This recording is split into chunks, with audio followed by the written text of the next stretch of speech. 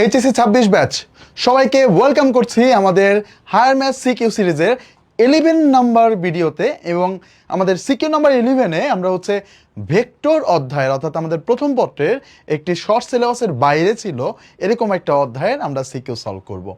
এই অধ্যায়টি তুলনামূলক অনেক সহজ এবং তোমরা ফিজিক্সেও কিন্তু এই অধ্যায়টা পড়েছো।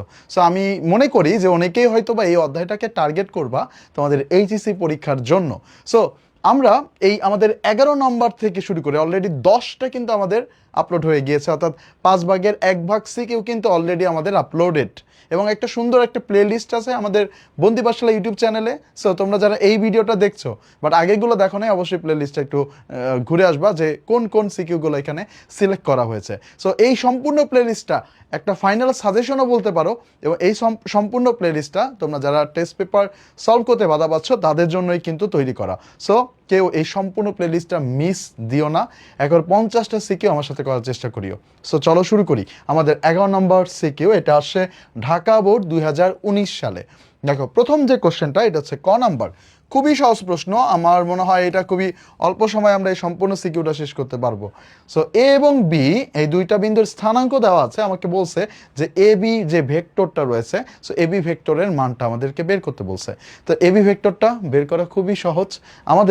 আমরা যদি এই যে অবস্থান যে পয়েন্টগুলো আছে এগুলো থেকে যদি এ ভেক্টরটা বের করি এবং বি ভেক্টরটা বের করি তাহলে কি হবে দেখো, আমাদের এখান থেকে এ ভেক্টরটা যদি বের করতাম আমরা, এ ভেক্টর মিন্স আমাদের ও এ ভেক্টর মানে হচ্ছে মূল বিন্দু থেকে যে এই যে এ বিন্দুটা যে দূরত্ব সেই ভেক্টরটা হচ্ছে আমাদের এ ভেক্টর যদি আমরা ধরি সেটা হচ্ছে এখানে আছে 2 - 3 এবং হচ্ছে 1, তার মানে হচ্ছে 2 i ক্যাপ -3 জে ক্যাপ এবং হচ্ছে 1 মানে অনলি কে ক্যাপ। এবং বি ভেক্টরটাও যদি আমরা বের করি তাহলে বি ভেক্টরটা হবে -1i, তার মানে -i দেন হচ্ছে আমাদের 0k। দেখো এটা যে 0 আছে তাহলে কে ভেক্টরটা আসলে নাই, তারপরে বোঝার সুবিধার্থে 0 × k লিখে দিলাম যেন আমাদের ক্যালকুলেশনে তোমরা সহজে বুঝতে পারো। ওকে সরি, কে না, এটা হবে জে, যেহেতু এটা হচ্ছে আমাদের ওয়াই অক্ষ বরাবর দ্বিতীয়টা। তাহলে এইটা হচ্ছে জে এবং লাস্ট অফ অল আমাদের আছে 4k, এই হচ্ছে আমাদের 4k। এবার দেখো আমরা যখন এবি ভেক্টর বের করব, এবি ভেক্টরটা কিভাবে বের করে, এবি ভেক্টর বের করব হচ্ছে আমাদের এই যে ওবি মাইনাস ও এ থেকে এই এবি ভেক্টরটা কিন্তু আসবে। তাহলে আমাদের এখানে বি ভেক্টরটা থেকে এই ভেক্টরটাকে বিয়োগ করলেই কিন্তু আমাদের সলিউশন হয়ে যাচ্ছে। জাস্ট বি ভেক্টর থেকে পরের ভেক্টর থেকে আগের ভেক্টরটা বাদ দিবা তাহলেই হয়ে যাবে। তাহলে দেখো বি ভেক্টর থেকে এই ভেক্টর যদি বাদ দেই তাহলে এখানে আছে -1, তার থেকে 2 যদি বাদ দেই তাহলে হবে -3i। তারপর হচ্ছে দেখো এখানে আছে 0 থেকে -3 যদি বাদ দিই তাহলে হবে +3j। দেন হচ্ছে আমাদের এখানে আছে 4k থেকে যদি একটা কে বাদ দিই তাহলে আমাদের এখানে হবে 3k। শেষ, ডান। তাহলে এটাই হচ্ছে আমাদের প্রথম প্রশ্নের উত্তর শেষ। খুবই সহজ একটা প্রশ্ন ছিল। তারপরের প্রশ্নে আমরা চলে যাই। বি ও সি এর মধ্যবর্তী কোণ যদি 45 ডিগ্রি হয় তাহলে সেই ক্ষেত্রে পি এর মান কত সেটা আমাদেরকে নির্ণয় করতে বলছে। সো আমাদের এই চ্যাপ্টার থেকে যে কয়টা প্রশ্ন খ এবং গতে আসতে পারে তার ভিতরে সবচেয়ে গুরুত্বপূর্ণ 2টা প্রশ্ন এই সিকিউ এর খ এবং গতে আছে। আমি বলেছি প্রত্যেকটা অধ্যায় সবচেয়ে বেশি ইম্পর্টেন্ট সিকিউ সেটা আমি তোমাদেরকে চয়েস করে এখানে সলভ করাচ্ছি যেন অন্ততপক্ষে খ অথবা গ যে কোনো একটাও হলেও তোমার কমন আসে এইচএসসি পরীক্ষাতে।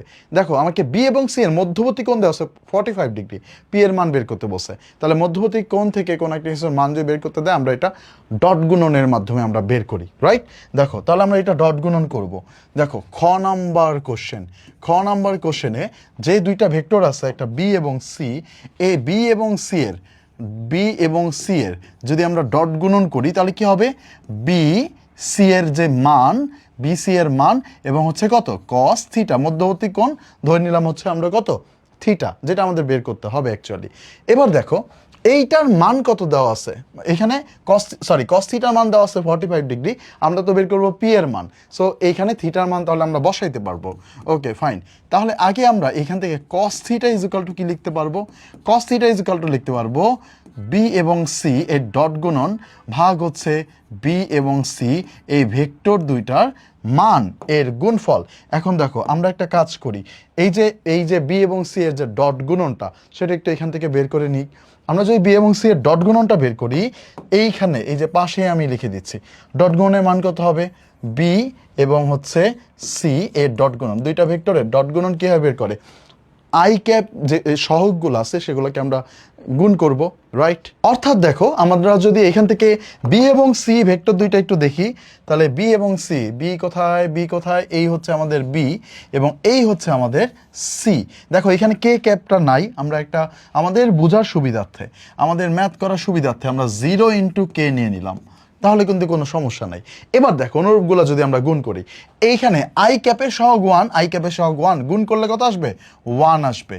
তারপরে আবার এইখানে যে ক্যাপের সহগ -2 আর এখানে হচ্ছে পি, তাহলে কত আসবে, -2p। এবং এইখানে আছে 0 আর 2 গুণ করলে কত হয়ে যাবে, 0। সো এটা আর লেখার দরকার নাই। অনুরূপভাবে আমরা যদি এই ভেক্টরগুলোর মান যদি বের করে নিই, সো বি ভেক্টরের মান কত, বি ভেক্টরের মান কিভাবে বের করে, আই জে কে এর যে সহগগুলো আছে এগুলোকে বর্গ করব, রুট ওভার করব। তাহলে আই এর সহগ হচ্ছে 1, তাহলে 1 কে স্কয়ার করলে 1 প্লাস জে এর সহগ -2 স্কয়ার করলে কত, 4, তারপরে কে এর সহগ 0, সো এটা লেখার দরকার নাই। তাহলে এইখান থেকে পাবো আমরা √5। একই রকমভাবে সি ভেক্টরটা যদি আমরা একটু মান যদি বের করি, আই এর সহগ হচ্ছে 1 কে স্কয়ার করলে 1, যে সহগ হচ্ছে পি, তাহলে স্কয়ার করলে পি স্কয়ার প্লাসের পি স্কয়ার, এবং কে এর সহগ হচ্ছে বি এবং সি, তো হ্যাঁ কে এর সহগ হচ্ছে কত, এখানে আছে 2কে যদি স্কয়ার করি তাহলে কত হবে, 4, তাহলে এটা হবে 4, দেন হচ্ছে √, তার মানে আমরা এখান থেকে পাবো টোটাল হচ্ছে P square plus 5 √, P square plus 5 √। প্রত্যেকটা মান এখন জানা আছে, আমরা এখন বসায় দিলে আমাদের কাজ আগা যাবে। তাহলে দেখো প্রথমত cos থিটার মান কত, 45 ডিগ্রি বসাইলাম, equal to B dot C এর মান কত, বি ডট সি এর মান হচ্ছে 1 - 2p বসাইলাম, বি এবং সি এর মান √5, আর এইখানে কত আছে, এখানে আছে পি স্কয়ার প্লাস 5 পুরোটার উপরে কি, √। এবার cos 45 ডিগ্রির মান কত, 1/√2, তাহলে আমরা এখানে বসাইলাম 1/√2 ইজুকালটা হচ্ছে 1 - 2p ভাগ হচ্ছে √5 ইন্টু √p স্কোয়ার প্লাস 5।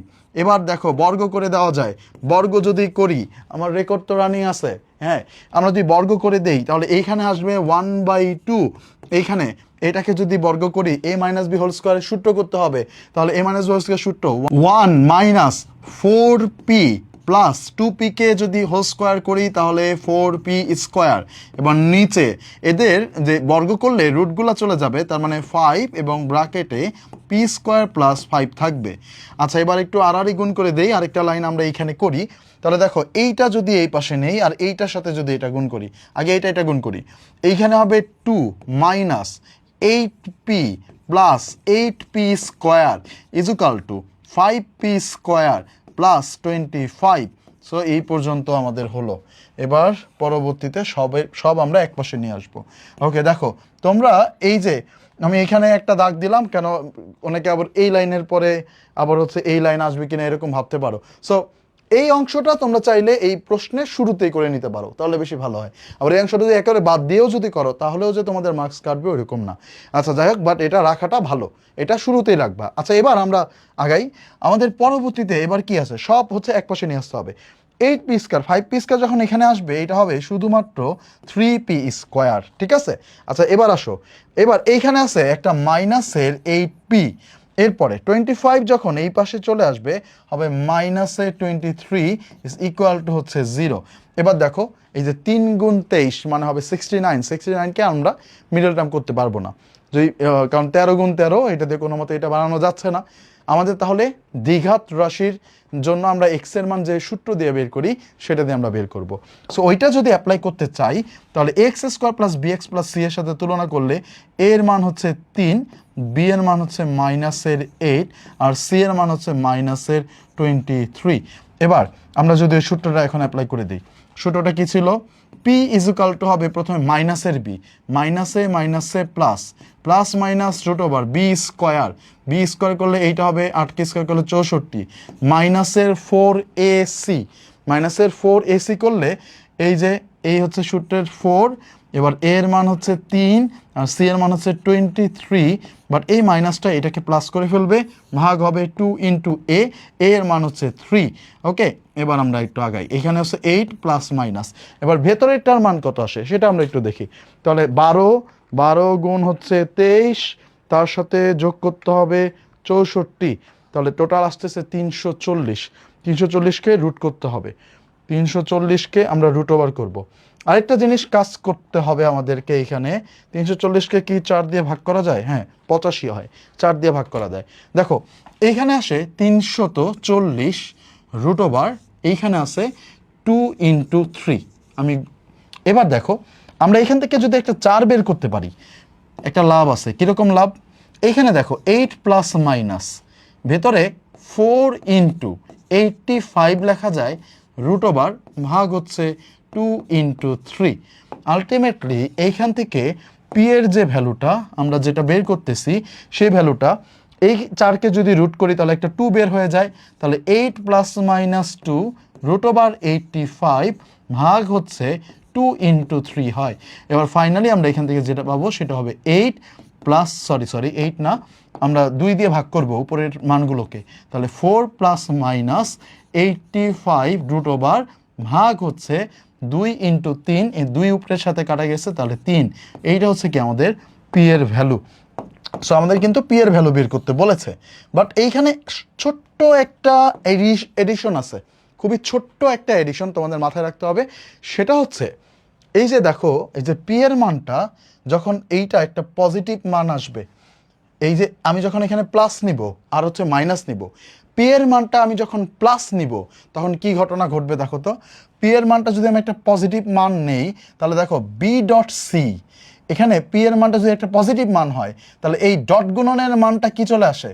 যদি পি এর মানটা যদি পজিটিভ হয়, তাহলে আমরা এখানে দেখতেছি ডট গুণনের মানটা চলে আসে নেগেটিভ, রাইট? ডট গুণনের মানটা চলে আসে নেগেটিভ। আর পি এর মানটা যদি এইখান থেকে নেগেটিভ হয়, তাহলে সেই ক্ষেত্রে মাইনাসে মাইনাসে প্লাস হয়ে এই ডট গুণনের মানটা পজিটিভ হয়ে যাবে, তাই না? তার মানে পি এর যে মানটা, নেগেটিভ মানটা আমাদের অ্যাকসেপ্ট করতে হবে, আমাদের এইখানে এই যে পি এর মান আমাদের যেটা, সেটা নেগেটিভ মান অ্যাকসেপ্ট করতে হবে, কারণ আমরা ডট গুণনের মানটা পজিটিভ রাখতে হবে। কেন পজিটিভ রাখতে হবে? কারণ হচ্ছে আমাদের থিটার মান দেওয়া আছে 45 ডিগ্রি। থিটার মান যখন 90 ডিগ্রি থেকে ছোট, থিটার মান যখন 90 ডিগ্রি থেকে ছোট, তখন আমাদের ডট গুণনের মান আমরা কিভাবে লিখবো? তো এই যে এভাবে ডিরেক্ট বাংলায় লিখতেছি, ডট গুণনের মান অবশ্যই কি হবে? অবশ্যই পজিটিভ হইতে হবে, আমাদের এখানে দেওয়া আছে 45 ডিগ্রি। এই জন্য আমরা অবশ্যই পজিটিভ মান রাখতে হবে। ডট গুণনের মান কখন পজিটিভ হইতেছে? যখন পি এর মান নেগেটিভ হইতেছে। পি এর মান নেগেটিভ কোনটা? যখন আমি এখানে মাইনাস নিব। বাট পি এর মান যদি পজিটিভ হয় তাহলে কিন্তু উত্তরটা হবে না। এই জন্য এইখান থেকে পি এর যে পজিটিভ মানটা সেটা নেওয়া যাবে না, তাহলে এখানে আমরা লিখবো, সুতরাং এখানে লিখবো যে পি ইজ ইকুয়াল টু 4। আমরা হচ্ছে পি এর মান যেটা পজিটিভ মান, অর্থাৎ রুট ওভার 85/3 এর জন্য ডট গুণন এর মান নেগেটিভ হয়, তাই এটি গ্রহণযোগ্য নয়। এই এক্সট্রা একটা জিনিস শুধু মাথায় রাখতে হবে, নয়। ঠিক আছে, তাহলে আমাদের অ্যান্সার কি? অ্যান্সার হচ্ছে পি এর ভ্যালু হচ্ছে 4 মাইনাস 85 রুট ওভার ভাগ হচ্ছে 3। সো এইটা তাহলে আমাদের অ্যান্সার, এটা হচ্ছে আমাদের তাহলে ফাইনাল অ্যান্সার। এটা কিন্তু অ্যান্সার না, ঠিক আছে? আমি আবারও বলতেছি, এটা কিন্তু অ্যান্সার না। আমাদের ফাইনাল অ্যান্সার হচ্ছে P is equal to 4 minus root over 85/3। Done, okay, fine. So এবার আমরা চলে যাব আমাদের গ নাম্বার প্রশ্নে। এটা ভালো প্রশ্ন ছিল, জাস্ট একটা এক্সট্রা জিনিস মাথায় রাখতে হবে। নাম্বার প্রশ্ন, এ এবং ডি, এটা হচ্ছে এই চ্যাপ্টারের সবচেয়ে গুরুত্বপূর্ণ প্রশ্ন। এই চ্যাপ্টারের সবচেয়ে গুরুত্বপূর্ণ প্রশ্ন হচ্ছে এটা, 4 মার্কের জন্য সবচেয়ে গুরুত্বপূর্ণ। এ এবং ডি, এ ও ডি যে সমতলে অবস্থিত তার উপর একটি লম্ব একক ভেক্টর বের করতে বলেছে।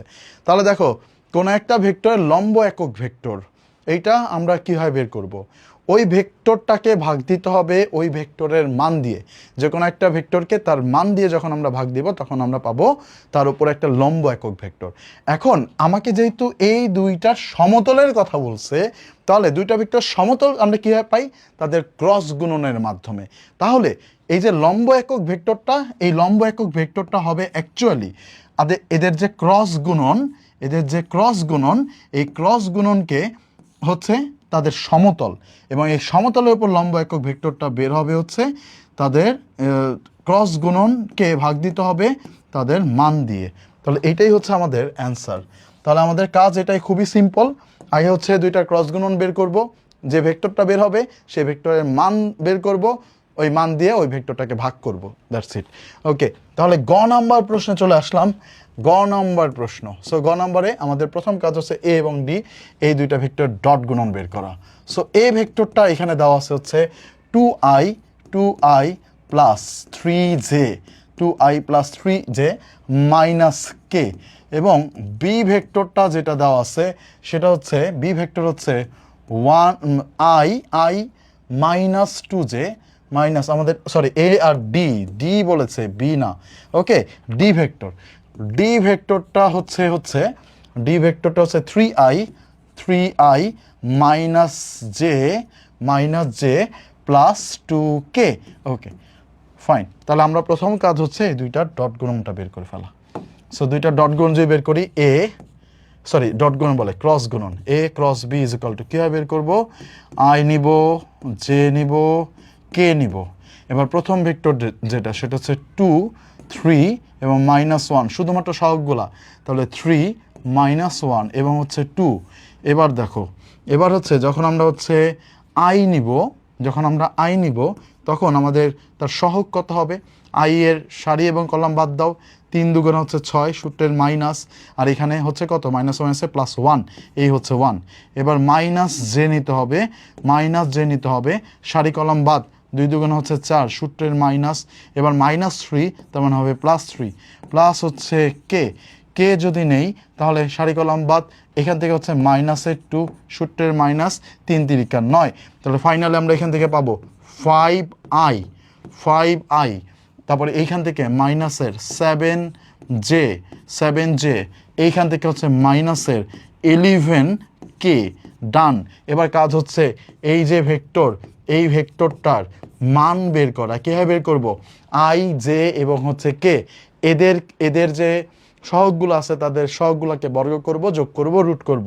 তাহলে 5কে স্কোয়ার করলে হবে 25, যোগ -7কে স্কোয়ার করলে হবে 49, যোগ 11কে স্কোয়ার করলে হবে 121। এবার পুরোটার উপরে হচ্ছে রুট ওভার। দেখি এখান থেকে কোনো সুস্থ সাবলীল মান পাওয়া যায় কিনা। 121 যোগ 49 যোগ 25, 195, 121, 49, 25। ওকে, 11 গুণ 11, 121। হ্যাঁ, তাহলে আচ্ছা আবারও কি করলাম, 121, 49, 25, 195 হয়, 195। তাহলে এখান থেকে 195, রুট ওভার হচ্ছে এই পর্যন্ত। তাহলে এবার আমরা এখানে লিখে দিব ডিরেক্ট যে সুতরাং লম্ব একক ভেক্টরটি হবে, লম্ব একক সমতলের উপর লম্ব একক ভেক্টরটি হবে এই দুইটা ভেক্টরের ক্রস গুণন করে যে ভেক্টর পাবো সেটা, আর ভাগ হবে এদের ক্রস গুণনের যে ভেক্টর তার মান। তাহলে এবার আমরা যদি ভেক্টরটা যদি লিখে দিই, ভেক্টরটা হচ্ছে 5i -7j